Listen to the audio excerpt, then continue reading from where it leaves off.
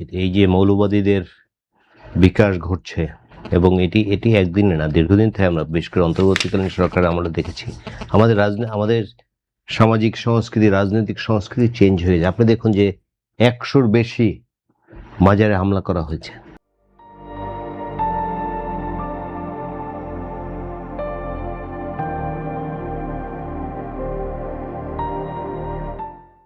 এবং মাজার থেকে লাশ তুলে পুড়িয়ে দেওয়া হয়েছে।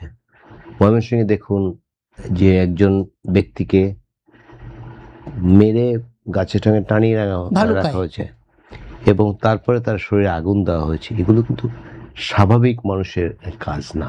স্বাভাবিক মানুষ এগুলো করতে পারে না। বাংলাদেশে এই সংস্কৃতি দীর্ঘদিন ছিল না। এই যে পত্রিকা জ্বালিয়ে দেওয়া হয়েছে, আমার যাকে মনে হচ্ছে আমি তার উপর অ্যাকশন নিলাম।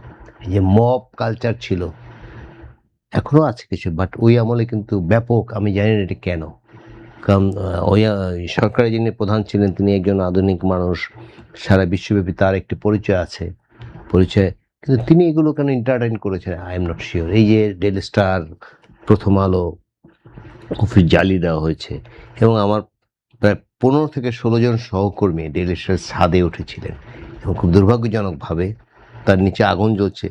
যে কয়জন আক্রমণকারী ছিলেন তার চেয়ে আইনশৃঙ্খলা রক্ষাকারী বাহিনীর মানুষ বেশি ছিলেন, তারা কোনো অ্যাকশনে যায় না। রাষ্ট্রের দুর্বলতা ছিল নাকি? নিঃসন্দেহে দুর্বলতা। তখনকার সংস্কৃতি আপনি দেখুন, আপনার নিশ্চয়ই মনে আছে তখন কি হয়েছে। এই শক্তি, এটি আশকারা যে পেয়েছে সেটি এখনো কন্টিনিউ করছে। এই আশকারার কি ধারাবাহিকতা এই মিছিল?